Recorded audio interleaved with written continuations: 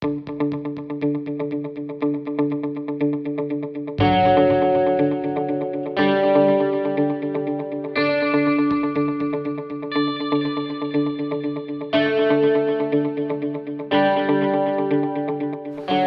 my dear student. I, Rakesh Chaudhary, Head of the Department Physics, Gutha Public School, welcome you all on this YouTube channel. As we were discussing a chapter of your second physics, photoelectric effect, and in today's class we will discuss the Einstein's photoelectric effect equations. The photoelectric equation which was given by Albert Einstein क्या थी देखिए. सबसे पहले इससे पहले photo electric effect को हमने discuss किया था, और फोटो इलेक्ट्रिक इफेक्ट में हमने डिस्कस किया था कि कोई भी जो मेटल होता है और उस मेटल के ऊपर जब भी हम लाइट इंसिडेंट करवाते हैं तो ये लाइट है किससे मिलकर बनी होती है? फोटोन से. तो यहाँ इस मेटल सरफेस से क्या एमिट होते हैं? Electrons. And these electrons are known as photo electrons, और इनके कारण जो करंट फ्लो होती है वो कौन सी होती है? Photo current. अब देखो बच्चों यहाँ पर, अब मान लीजिए इस लाइट में क्या है? फोटोन है. फोटोन के पास क्या होती है? खुद की एनर्जी होती है, और फोटोन की एनर्जी का फॉर्मूला हम जानते हैं कि क्या होता है? H nu, where nu is the frequency related to that photon. अब ऐसी स्थिति में एक फोटोन है वो एक ही इलेक्ट्रॉन के साथ इंटरेक्ट करता है, और यहाँ मान लीजिए कोई इलेक्ट्रॉन है, तो वो जो फोटोन है वो फोटोन उस मेटल सरफेस द्वारा अब्जॉर्ब होता है, वो एक इलेक्ट्रॉन के पास जाता है, अपनी एनर्जी उस इलेक्ट्रॉन को देता है, इलेक्ट्रॉन उस एनर्जी को गेन करके और वहाँ से एमिट हो जाता है. अब यहाँ पर आइंस्टाइन ने क्या बताया? अल्बर्ट आइंस्टाइन ने बताया कि मान लीजिए वो जो फोटोन है, अब उस फोटोन की मान लीजिए एनर्जी कितनी है बच्चों? 5 इलेक्ट्रॉन वोल्ट. मैंने मान ली कि उस फोटोन के पास कितनी एनर्जी है? 5 इलेक्ट्रॉन वोल्ट. अब जब ये इलेक्ट्रॉन यहाँ से बाहर निकलेगा तो वो तभी तो निकलेगा जब उसके पास सफिशिएंट एनर्जी होगी बाहर आने के लिए, और उस सफिशिएंट एनर्जी को हम क्या बोलते हैं बच्चों? Work function. तो मान लो इस इलेक्ट्रॉन को बाहर निकलने के लिए कम से कम कितनी एनर्जी चाहिए? 3 इलेक्ट्रॉन वोल्ट. हमने जो फोटोन डाला है वो कितना है? 5 इलेक्ट्रॉन वोल्ट का. तो 5 इलेक्ट्रॉन वोल्ट का फोटोन 3 इलेक्ट्रॉन वोल्ट एनर्जी तो दे दी उसने इलेक्ट्रॉन को, वो तो किस में कन्वर्ट हो गई? वर्क फंक्शन में. बाकी कितनी बच गई? 2 इलेक्ट्रॉन वोल्ट. तो वो जो 2 इलेक्ट्रॉन वोल्ट है वो उस इलेक्ट्रॉन को क्या प्रोवाइड करवा देगी? Kinetic energy. और उसी काइनेटिक एनर्जी के कारण वो मेटल सरफेस से बाहर आने के बाद क्या करता है? मूव करता है. हाँ, ऐसी सिचुएशन में अगर मान लो आप 5 की बजाय अगर 3 इलेक्ट्रॉन वोल्ट का ही फोटोन इंसिडेंट करवाओगे तो वो जो 3 इलेक्ट्रॉन वोल्ट की जो एनर्जी है वो सारी की सारी उस इलेक्ट्रॉन को बाहर लाने में कन्वर्ट हो जाएगी. फिर उसके पास क्या बचेगा? वो जो इलेक्ट्रॉन है उसके पास बाहर आने के बाद काइनेटिक एनर्जी कितनी रहेगी? 0. तो वो मेटल सरफेस से बाहर तो आ जाएगा बट वो फिर मूव नहीं कर सकता. तो इक्वेशन क्या कहती है आइंस्टाइन की? इक्वेशन कहती है कि जो भी उस फोटोन की जो एनर्जी है वो कन्वर्ट हो जाती है किस में? देखो, minimum energy to emit electron from metal surface which is known as work function. तो ये तो हो गया फोटोन की एनर्जी E, इसे डिनोट कर देता हूं. बाहर निकालने के लिए minimum energy which is work function W0 plus maximum potential energy of photo electron, उसको हम डिनोट कर दें काइनेटिक एनर्जी मैक्सिमम. अब इस सिचुएशन में हम जानते हैं कि energy of photon is h nu, work function is h nu naught, and plus kinetic energy maximum. Then maximum kinetic energy of photo electron is denoted by half mv max square. Half mv max square. This is the maximum kinetic energy of that electron. Now here E is equals to h nu, which is energy of photon, and W naught is equals to h nu naught, which is work function. Then एक बार मैं इसको दे देता हूं equation number 1. अब देखो बच्चों, यहां से h nu is equals to h nu naught plus half mv max square. यहां से इस इक्वेशन से what will be the value of half mv max square? Then it will be equals to h nu minus h nu naught. इसको इधर ले आए अपन LHS में. Then h nu minus h nu not. अब इस situation में अगर मेरे को वैल्यू कैलकुलेट करनी है किसकी? maximum velocity of photoelectrons, then what will be the value of V max square from this equation? 2 को इधर मल्टीप्लाई करवा दें, then 2 h mu minus h nu naught upon m से डिवाइड कर दें, ये हमने m से इसको डिवाइड कर दिया. Then what will the value of V max, maximum velocity of photoelectrons? Under root 2h nu minus nu naught divided by m. h को मैं कॉमन ले लेता हूं, देन ये h nu minus nu naught, और उसको हमने किसी डिवाइड कर दिया m से. अब देखो यहां पर as we know that what is the formula for nu? Then जो फ्रीक्वेंसी है फोटोन की उसको हम क्या लिख सकते हैं? c upon lambda, and threshold frequency nu not is equals to c upon lambda not. Then ये दोनों वैल्यू मैं यहां पुट कर दूं, then v max will be equals to under root 2h nu की जगह पुट कर दिया c upon lambda minus nu naught, उसकी जगह पुट कर दिया c upon lambda not and divided by m. ये m से हमने इसको डिवाइड कर दिया. अब देखो इस वाली टर्म में अगर मैं एलसीएम लेता हूं, then what will be the LCM? Lambda into lambda not, then v max is equals to root 2h, c common आ रहा है, c को कॉमन ले लिया, एंड एलसीएम आ गया लेमडा इंटू लेमडा नॉट, और यहां आ जाएगा लेमडा नॉट माइनस लेमडा, और ये किसी डिवाइड है m से. अब इसी टर्म को मैं ऐसे भी लिख सकता हूं, v max is equals to root 2hc lambda naught minus lambda divided by m lambda into lambda naught. तो बच्चों जो फोटो इलेक्ट्रॉन्स होते हैं उनकी मैक्सिमम वेलोसिटी का जो फॉर्मूला होता है वो ये होता है. इस तरीके से हम उनकी मैक्सिमम वेलोसिटी उसको कैलकुलेट कर सकते हैं. अब देखो वापस अपने इक्वेशन नंबर 1 पर चलें. इक्वेशन नंबर 1 कहती है कि h nu is equals to h nu naught plus half m v max square. Then again from equation 1, first वाली इक्वेशन से मैं क्या नोट कर सकता हूं?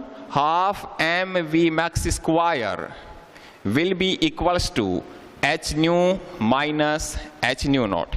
और जब स्टॉपिंग पोटेंशियल अपने को मिल जाता है तो स्टॉपिंग पोटेंशियल वी नॉट पर जो उनकी मैक्सिमम काइनेटिक एनर्जी होती है वो किसमें कितनी हो जाती है? कन्वर्ट हो जाती है किसमें? वर्क डन में. देखो at stopping potential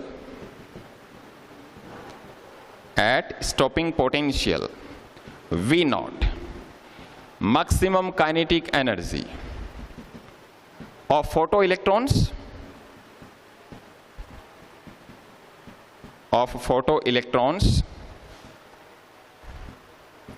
gets converted into work done against stopping potential V not. और वहां मैंने आपको बताया था कि इस टाइम पर half M we max square जो होता है उसकी वैल्यू कितनी हो जाती है? E V नॉट हो जाती है. ये उसके वर्क डन में वो कन्वर्ट हो जाती है. अब यहां से देखो अगर ये वाली वैल्यू हम इसकी जगह पुट कर दें half M we max square की जगह, तो क्या इक्वेशन आ जाएगा हमारे पास? E V naught is equals to h nu minus h nu naught. Then what will be the value of V naught from here? E से डिवाइड कर दें, h upon e into new minus h upon e into new not. ये हमारे पास एक linear equation जो है उसका equation है. This is a linear equation. This is a form of linear equation. और अगर हम इसको कंपेयर करवाएं, then by comparing equation with, क्या है बच्चों? लीनियर इक्वेशन का जो सबसे सिंपलेस्ट मेथड होता है y is equals to mx plus c. y is equals to mx plus c. y को तो हम y एक्सिस पे लेते हैं, x है वो x का जो कंटेंट है वो हो गया, m क्या होता है वहां पे उसका स्लोप होता है, and c speed of light, sorry c जो होता है वो यहाँ पे कांस्टेंट है. Then y is equals to mx plus C. इससे मैं कंपेयर करवाऊं, देन देखो y की जगह क्या लिखा हुआ है? v not. m स्लोप जो है उस कर्व का, उसकी जगह क्या लिखा हुआ है h/e, एंड जो कांस्टेंट है c उसकी जगह क्या लिखा हुआ है -h/e इंटू न्यू नॉट। तो देखो अब कर्व बनाएंगे किस किस के बीच में, एक तो ये हो गया हमारे पास स्टॉपिंग पोटेंशियल और एक ये है फ्रीक्वेंसी। इन दोनों के बीच का जो कर्व है वो हम ड्रॉ करते हैं।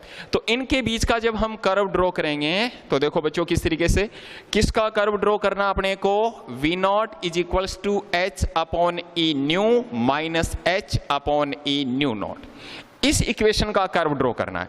तो इसका जब मैं कर्व ड्रॉ करूंगा देखो किस तरीके से अपने को मिलेगा।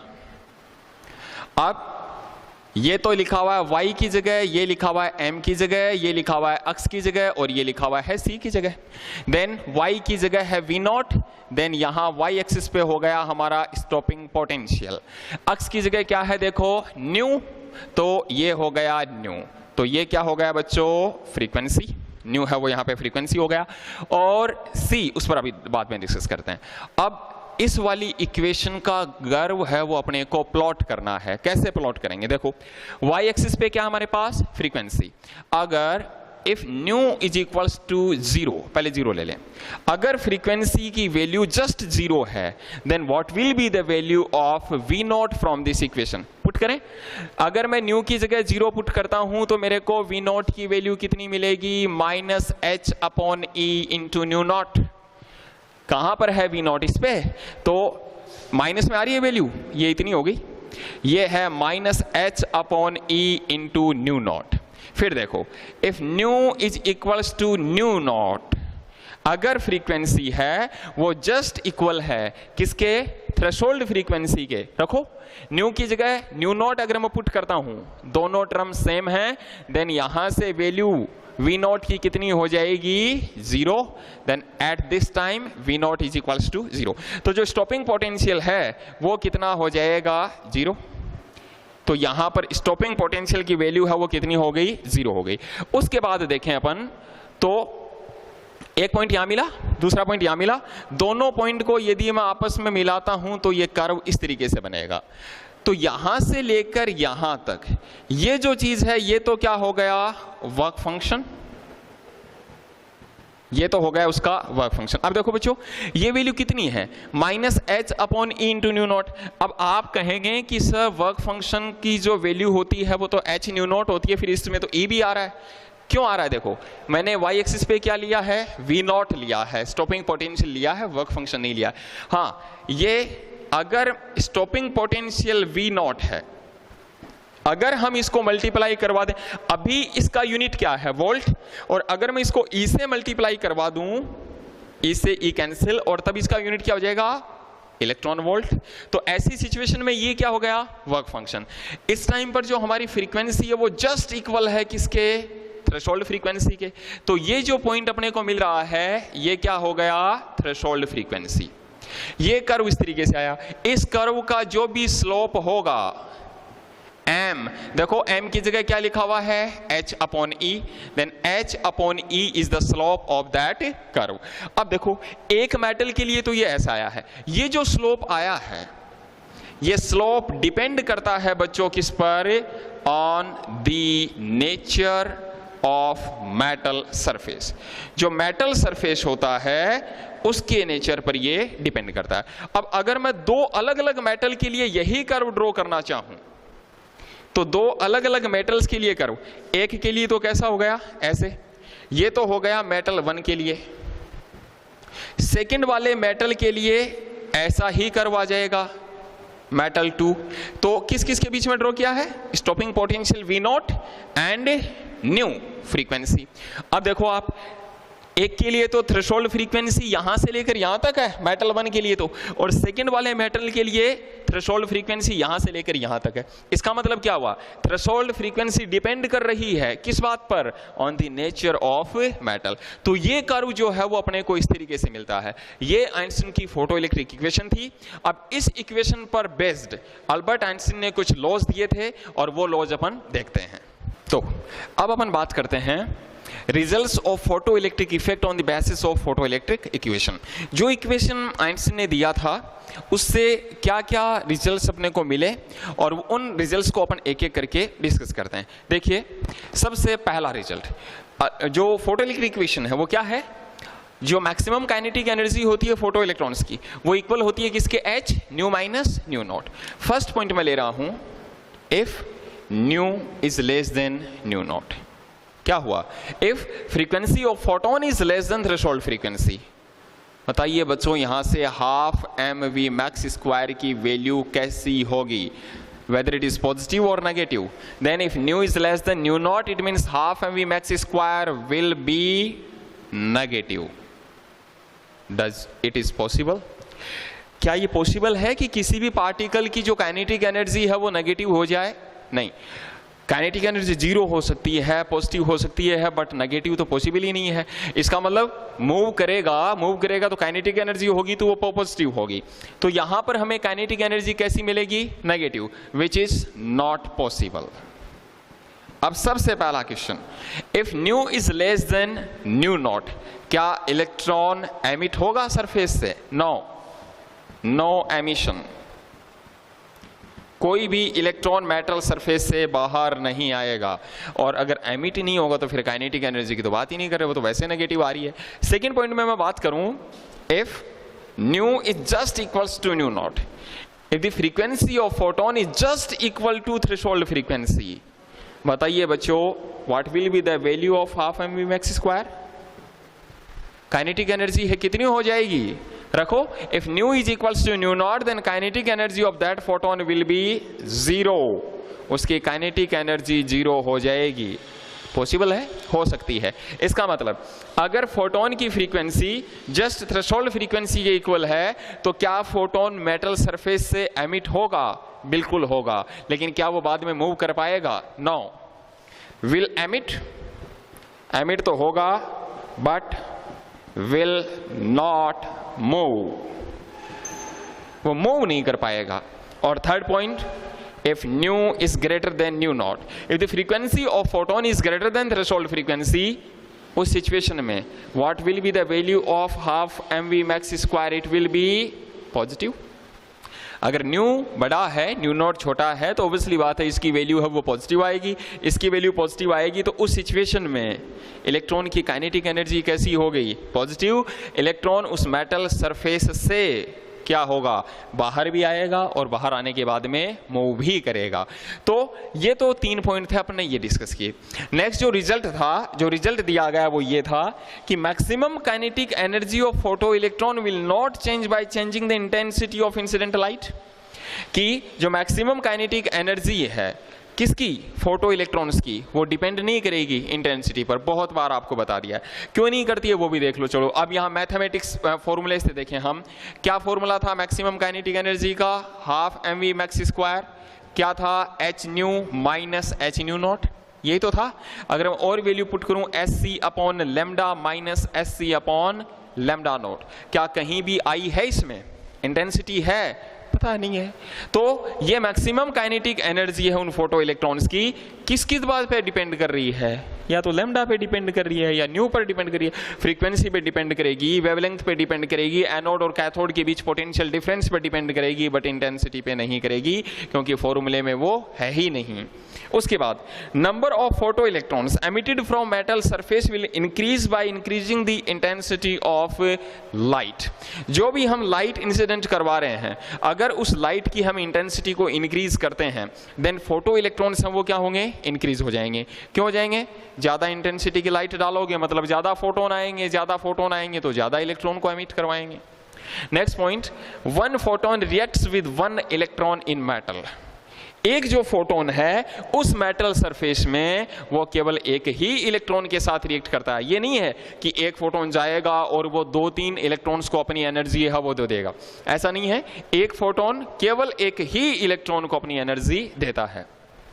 There is no time gap between incident of light and emission of electrons। पहले भी आपको बता दिया, जैसे ही हम लाइट इंसिडेंट करवाएंगे ठीक उसी टाइम पर वहां से इलेक्ट्रॉन है वो एमिट हो जाएंगे, दोनों के बीच में कोई टाइम गैप है वो नहीं होता। Electron will not emit from the metal surface if the frequency of incident light is less than the threshold frequency. अगर जो लाइट हम इंसिडेंट करवा रहे हैं अगर उसकी जो फ्रीक्वेंसी है वो थ्रेशोल्ड फ्रीक्वेंसी से कम है तो ऐसी सिचुएशन में इलेक्ट्रॉन एमिशन नहीं होगा। या पहले भी अपन डिस्कस कर चुके हैं। Electron absorbs energy of photon completely. कोई भी जो इलेक्ट्रॉन है जो उस फोटोन की एनर्जी को ले रहा है तो वो उसकी सारी की सारी एनर्जी को अब्जॉर्ब कर लेता है। डिस्क्रीट या कंटिन्यूअस? किस फॉर्म में? डिस्क्रीट फॉर्म में। बिकॉज लाइट है किससे मिलकर बनी है? फोटॉन्स, और photons are packets of energy, और वो किस फॉर्म में है? डिस्क्रीट फॉर्म में। ऑब्वियसली बात है, एक फोटोन की एनर्जी को अब्जॉर्ब कर रहा है तो वो क्या है? छोटे छोटे बंडल्स ही तो हैं, छोटे छोटे पैकेट्स हैं। मैक्सिमम का ये पहले भी डिस्कस किया मैंने, maximum kinetic energy of photo electron does not depend on the intensity of light. तो ये जो फोटो इलेक्ट्रिक इक्वेशन था, इस फोटो इलेक्ट्रिक इक्वेशन पर जो क्या क्या रिजल्ट्स हमें मिले वो सारे रिजल्ट्स हमने डिस्कस किए। अब अपन चलते हैं इस फोटो इलेक्ट्रिक इक्वेशन पर बेस्ड न्यूमेरिकल्स पे। न्यूमेरिकल है वो किस तरीके से हमसे पूछे जा सकते हैं, कैसे उनका अपने को सॉल्यूशन करना है, तो आइए देखते हैं। देखिए, जो फोटो इलेक्ट्रिक इक्वेशन थी उस पर बेस्ड न्यूमेरिकल है वो एग्जाम में किस तरीके से अपने से पूछे जा सकते हैं। पहला question, in an experiment of photoelectric effect, a light of 400 nanometer is incident on a metal surface. Work function of that metal is 2.5 electron volt. What we have to calculate? Maximum kinetic energy of photoelectron in electron volt and stopping potential V naught. तो इस situation में 400 nanometre क्या है? वो उसकी wavelength है। Then lambda है, तो लैम्डा हमें कितना दे दिया बच्चों? 400 नैनोमीटर। चाहे तो यहां इसको कन्वर्ट कर लें, 400 into 10 to the power -9 metre. This is the wavelength of that photon is incident on a metal surface. Work function of that metal is W0 is equals to 2.5 electron volt. हम चाहें तो इसको calculate कर सकते हैं joule में, which is 2.5 into 1.6 into 10 to the power -19 joule. Now, first of all, we have to calculate maximum kinetic energy of photoelectrons. What is the equation? Photoelectric equation. We know that h nu is equals to h nu naught plus half m v max square. यही है photoelectric equation. अब इस situation में देखें क्या क्या given है हमारे पास। एक तो लैम्डा गिवन है, तो लैम्डा गिवन है, इसका मतलब यहां से उस फोटोन की एनर्जी को कैलकुलेट किया जा सकता है। इसकी वैल्यू तो डायरेक्ट ही दे दी, वर्क फंक्शन ही तो है, तो वर्क फंक्शन हमें इतना दे दिया, इलेक्ट्रॉन वोल्ट में इतना दे दिया। और दूसरी चीज एच म्यू, इसको ये लिख दूं, H C upon lambda is equals to W0 plus half M we max square. This is the maximum kinetic energy. Then यहां से क्या कैलकुलेट करना है? Half M we max square, ये हमें कैलकुलेट करना है। क्या हो जाएगा? इसको इधर भेज दें, H C upon lambda minus W0 सारी। अब यहां देखो, अगर आप उस मेथड से सोल्व करोगे, एच की वैल्यू पुट करोगे, सी की वैल्यू पुट करोगे, लैम्डा की वैल्यू पुट करोगे, थोड़ा सा लेंथी हो जाएगा। पिछले लेक्चर्स में मैंने आपको बताया था कि short trick, when lambda is given in nanometer, then इस पूरे की वैल्यू को हम डायरेक्ट लिख सकते हैं 1240 upon lambda in nanometer, which is कितना गिवन है? 400 माइनस W0। अभी एच सी अपॉन लैम्डा, इसकी यूनिट क्या है? इलेक्ट्रॉन वोल्ट है बच्चों। 1240 अपॉन 400, एच सी को जब सॉल्व करेंगे और नैनोमीटर में इसकी वैल्यूज है वो सॉल्व करके लाएंगे इलेक्ट्रॉन वोल्ट इंटू नैनोमीटर में, तब 1240 अपॉन लैम्डा आता है। W0 कितना गिवन है? 2.5। इसको यहां से सॉल्व कर लेंगे और सॉल्व करने के बाद जो भी हमारे पास इसका वैल्यू आएगी उसका यूनिट क्या हो जाएगा? इलेक्ट्रॉन वोल्ट हो जाएगा। देन यहां से अपने को क्या मिल गया? मैक्सिमम काइनेटिक एनर्जी मिल गई। सेकंड में देखो क्या पूछा है, हमें पूछा गया है कि उसका स्टॉपिंग पोटेंशियल बताइए कितना होगा। देन स्टॉपिंग पोटेंशियल, आप चलते हैं रिलेशन में, स्टॉपिंग पोटेंशियल पर मैक्सिमम काइनेटिक एनर्जी कन्वर्ट हो जाती है वर्क डन में। इस चीज को तो रट लो कि half M we max square convert हो जाती है EV0 में। ये होता है स्टॉपिंग पोटेंशियल पे। इसकी वैल्यू हमने फाइंड आउट कर ली, किस में है? चलो एक बार इसको सोल्व ही कर लें, तो 0 से 0 है वो कैंसिल हो गया। ये हो गया हमारे पास 12.4 डिवाइडेड बाई 4, देन 3.1 आया। 3.1 minus 2.5 which is equals to 0.6 electron volt. Then इसकी वैल्यू आ गई 0.6 electron volt. Is equals to a V naught. क्या कैलकुलेट करना है बच्चों अपने को? वी नॉट स्टॉपिंग पोटेंशियल, इसे डिवाइड कर दें, then 0.6 electron volt upon E, E से E cancel, then stopping potential V out is equals to 0.6 volt. अब मैंने ऐसे इसको डायरेक्ट सॉल्व नहीं किया कि ई से ई कैंसिल, आप इसको जूल में कन्वर्ट करूँ मैं इलेक्ट्रॉन वोल्ट को, क्या करूँगा? Into 1.6 into 10 to the power -19 joule में, इतना हो जाएगा, divided by electron volt E V naught. ये क्या है यहाँ पे? पोटेंशियल है, स्टॉपिंग पोटेंशियल मीन्स पोटेंशियल। इसका यूनिट क्या है बच्चों यहाँ पे? वोल्ट। और E 1.6 into 10 to the power -19 coulomb. तो उस सिचुएशन में यहां से E की वैल्यू की जगह अपन लिखेंगे 1.6 इंटू 10 टू द पावर -19, तब जाके ये कैंसिल होगा। फिर अभी इसका यूनिट क्या है?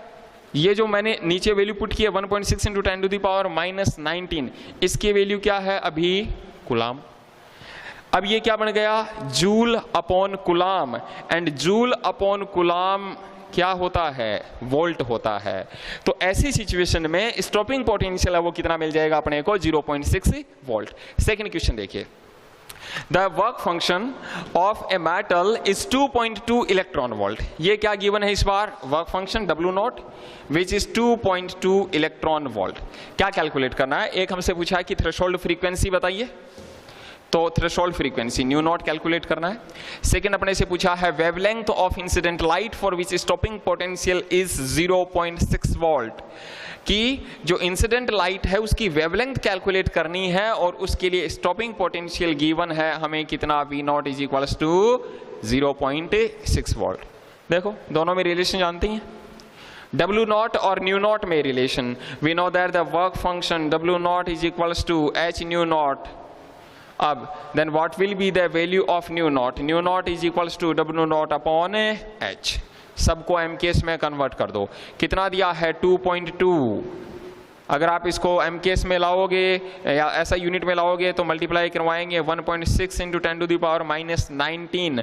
अभी यूनिट क्या हो गया? Joule upon H 6.63 into 10 to the power -34। इसको सोल्व कर लेंगे तो ये अपने को क्या मिल जाएगा? न्यू नॉट, और इसका यूनिट क्या हो जाएगा? हर्ट्ज। यहां से इसको अपने को क्या मिल गई है? थ्रेशोल्ड फ्रीक्वेंसी मिल गई। किस में मिल गई? हर्ट्ज में। इसके बाद और क्या दिया है? कह रहा कि उसके लिए वेवलेंथ, उस लाइट की वेवलेंथ कैलकुलेट करो जिसके लिए स्टॉपिंग पोटेंशियल है वो 0.6 वोल्ट आ रहा है। सेम इसी क्वेश्चन के लिए। तो उस सिचुएशन में H nu is equals to H nu naught plus half M V max square. इसकी जगह मैं क्या पुट कर सकता हूं? E V not. तो इसकी जगह हमने क्या पुट कर दिया? E V नॉट पुट कर दिया। ये क्या है हमारे पास? वर्क फंक्शन हो गया। V नॉट स्टॉपिंग पोटेंशियल है वो अपने को दिया ही है, और अपने को क्या कैलकुलेट करना है? लेमडा कैलकुलेट करना है।